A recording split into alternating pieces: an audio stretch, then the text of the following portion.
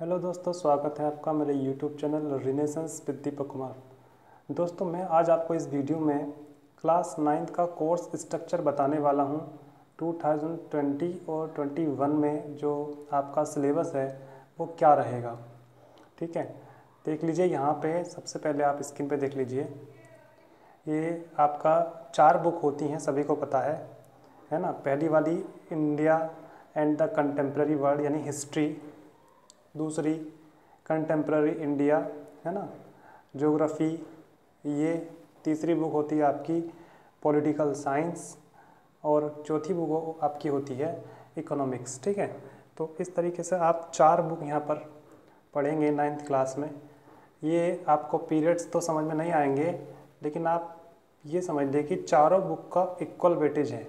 ठीक है, यानी कि 20 मार्क्स का ये इक्वल वेटेज, कुल मिला के 80 नंबर का आपका पेपर होगा। 20 नंबर का पेपर, 20 नंबर का आपका होता है प्रैक्टिकल, है ना।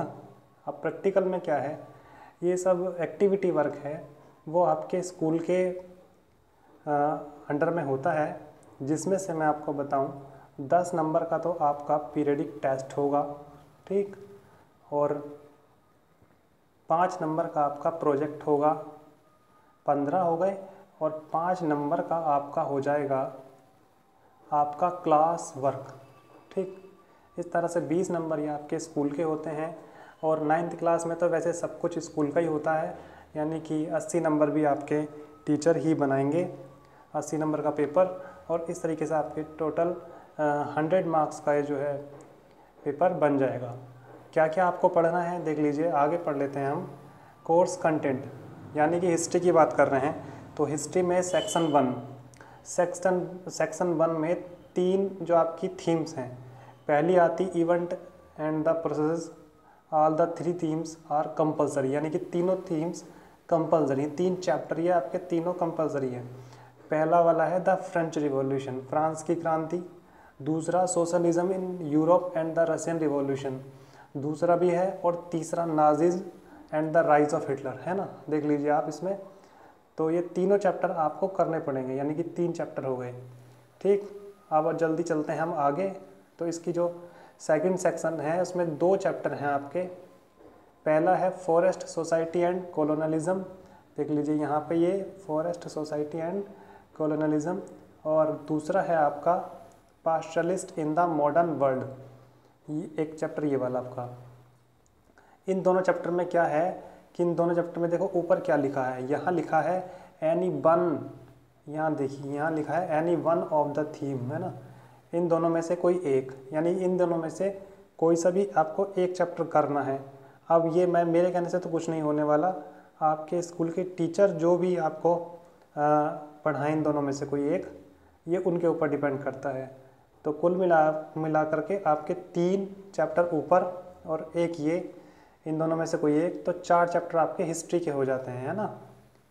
आगे चलते हैं हम। हिस्ट्री के बाद आते हैं हमारा ज्योग्राफी। देखिए जियोग्राफी में क्या होता है, आपके 6 चैप्टर हैं, टोटल 6 चैप्टर आपको इसमें पढ़ने हैं। सबसे पहले नंबर पे आता है इंडिया, साइज एंड लोकेशन, है ना, ये वाला। दूसरे नंबर पे फिजिकल फीचर्स ऑफ इंडिया। तीसरे नंबर पे ड्रेनेज पैटर्न। चौथे नंबर पे आता है आपका क्लाइमेट। 5वें नंबर पे पढ़ेंगे आप natural vegetation and wildlife. 6ठे नंबर पे पढ़ेंगे आप पॉपुलेशन। इस तरीके से आपको 6 चैप्टर करने होंगे। ठीक, यानी कि 6 चैप्टर आपको ज्योग्राफी में पढ़ने होंगे। ठीक है, अब हम तीसरी बुक जो है हमारी पॉलिटिकल साइंस पे आते हैं। पॉलिटिकल साइंस में हमें 4 चैप्टर पढ़ने होंगे। पहला चैप्टर होगा हमारा what is democracy, Y democracy. दूसरा चैप्टर होगा हमारा कॉन्स्टिट्यूशनल डिज़ाइन। तीसरा चैप्टर होगा हमारा इलेक्टोरल पॉलिटिक्स। चौथा चैप्टर होगा वर्किंग ऑफ इंस्टीट्यूशंस। नहीं, इसमें देखिए एक चैप्टर और है, 5 चैप्टर हैं पूरे, है ना। तो यानी कि पॉलिटिकल साइंस में आपको 5 चैप्टर पढ़ने होंगे। देखता हूँ मैं इसमें कोई छूट तो नहीं है। ठीक है, डेमोक्रेटिक पॉलिटिक्स, नेचुरल वेजिटेशन, ठीक है ना। 5 ही चैप्टर आपको इसमें पढ़ने होंगे।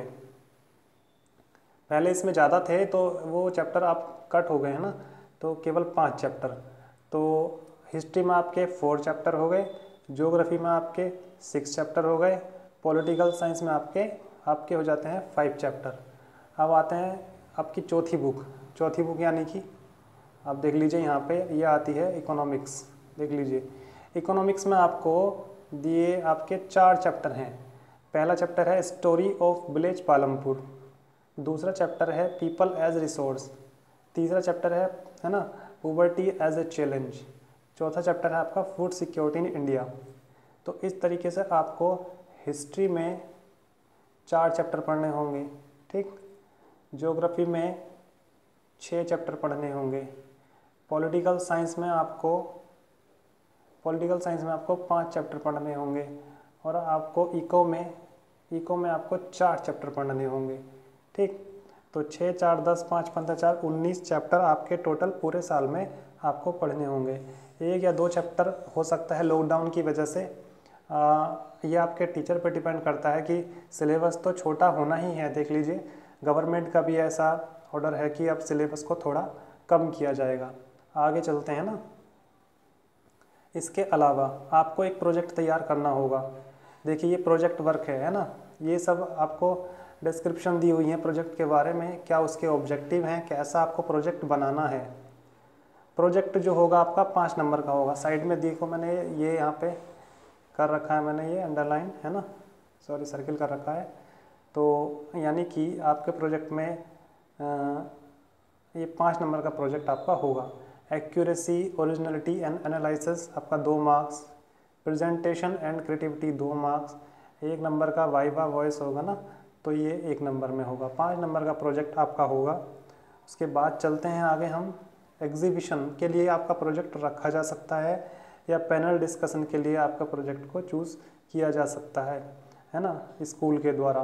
अच्छा जी, आपके जो प्रोजेक्ट आप बनाएंगे इको फ्रेंडली प्रोजेक्ट होना चाहिए, without incurring too much expenditure, ज़्यादा खर्चीला नहीं होना चाहिए, है ना, आपके खुद के द्वारा बनाया हुआ होना चाहिए।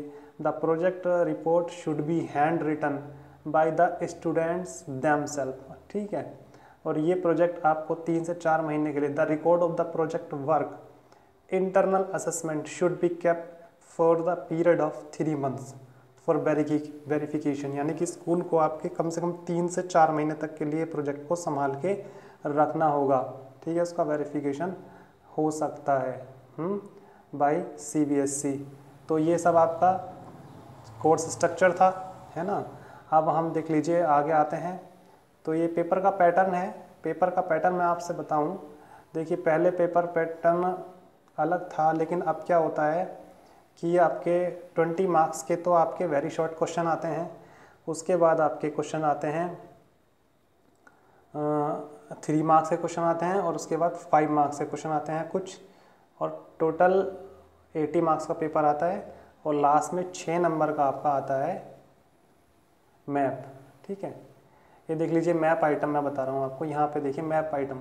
मैप में आपको 2 बुक का तो इसमें डिस्काउंट मिल जाएगा, मतलब कहने का ये है कि आपको 2 बुक में से तो कोई मैप नहीं आना।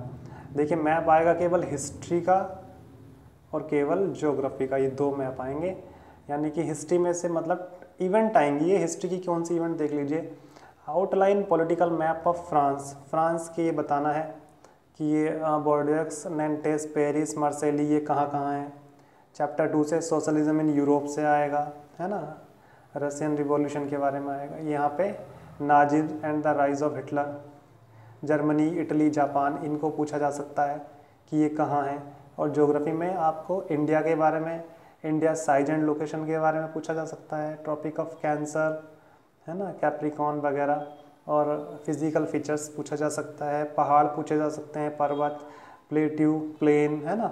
उसके बाद रिवर सिस्टम में नदियों के बारे में पूछा सकता है, कौन सी नदी कहाँ है, कैसे है, ठीक ये। और क्लाइमेट के लिए आपको कहाँ कौन सा एरिया ऐसा है जो 20 सेमी से नीचे बारिश होती है, कौन सा एरिया ऐसा है जहाँ पे ज़्यादा बारिश होती है। और वाइल्ड लाइफ, है ना, और नेचुरल वेजिटेशन के बारे में आपको पूछा जा सकता है, यानी कि बर्ड सेंचुरी, नेशनल पार्क कौन सा कहाँ पे है, और इस तरह से। और पॉपुलेशन के बारे में, यानी कि सबसे ज़्यादा पॉपुलेशन कौन से स्टेट की है, सबसे कम पॉपुलेशन कौन से स्टेट की है, डेंसिटी पॉपुलेशन, हाई डेंसिटी कौन सी स्टेट की है या लो डेंसिटी कौन सी की है, सबसे ज़्यादा पढ़ा लिखा अपना स्टेट कौन सा है सबसे ज़्यादा इलिटरेट और इलिटरेट, है ना, कौन सा स्टेट। इस तरीके से आपके ये 6 के 6 चैप्टर आपके ज्योग्राफी में पूछे जाएंगे, है ना, मैप में। तो बस केवल आपको ज्योग्राफी और हिस्ट्री का मैप ही तैयार करना है। ओके, और अदर आपके टीचर पे डिपेंड करता है कि आपके टीचर आपको क्या पढ़ाते हैं। बहरहाल मैंने आपको सारा सिलेबस बता दिया। ये 2020-21 का लेटेस्ट सिलेबस है। आपको 10th का सिलेबस भी मेरे वीडियो पे मेरे चैनल में मिल जाएगा, ठीक है। और ज़्यादा जानकारी के लिए अगर आपको तैयारी करनी है चैनल पे तो चैनल को सब्सक्राइब करें। Thank you.